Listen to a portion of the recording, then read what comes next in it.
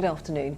Two men who could be behind one of Hampshire's longest unsolved murder cases have been named by police. Michael Shalamash disappeared from Bitton in Southampton in 1992. Police believe Kenneth Regan and William Hornsey, who are in prison, are involved.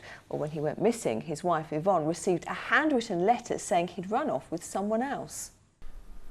So we believe that this letter holds the key, and actually if you know who wrote that letter, if you were put up to writing that letter, if you were cajoled into writing it or put it under pressure or recognise the handwriting, it's really important that we identify who you are.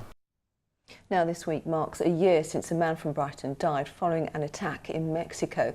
George Van Day's parents have been desperately trying to find out what happened to their son, who suffered from Asperger's syndrome. His father says more needs to be done to track down his killers. We have had an inquest, and he did die as a result of being attacked, a traumatic brain injury. And that is absolute fact. There's all kinds of clues there. This is not a needle in a haystack. A whole sack full of clues there. All you have to do is look at the cameras. All the cameras along that border. The Chief Executive of Southern Health NHS Foundation Trust, Katrina Percy, will keep her job despite further calls for her to resign. The Trust said today its executive team will be restructured. Early this year, the organisation came under fire due to investigations into the deaths of 1,000 patients in its care. The decision on the expansion of either Heathrow or Gatwick Airport will be delayed. David Cameron was expected to announce which site was successful following the referendum, but the announcement will now be made by his successor.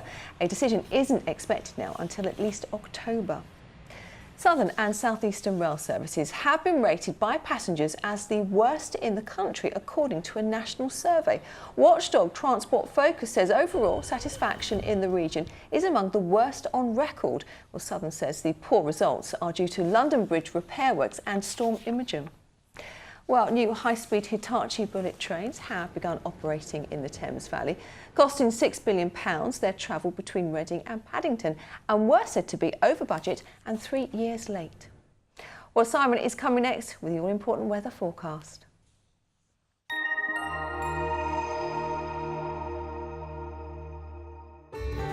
From cold fronts to camping, driving through Europe. Eurotunnel the Shuttle sponsors ITV Meridian weather.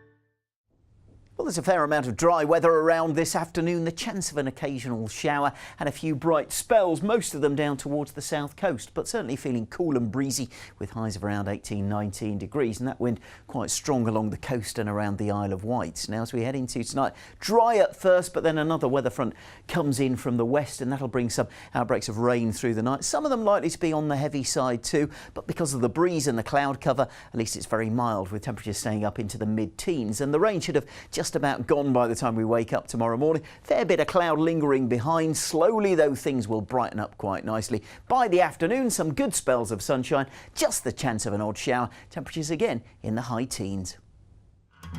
Eurotunnel the Shuttle sponsors ITV Meridian weather.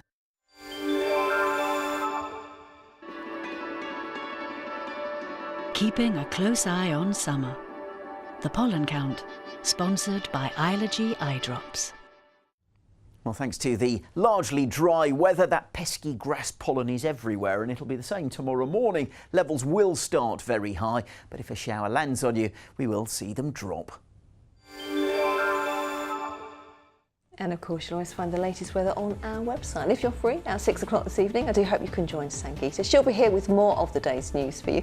For now, though, from the Lunchtime team, thank you for your company. Have a lovely afternoon. Bye-bye.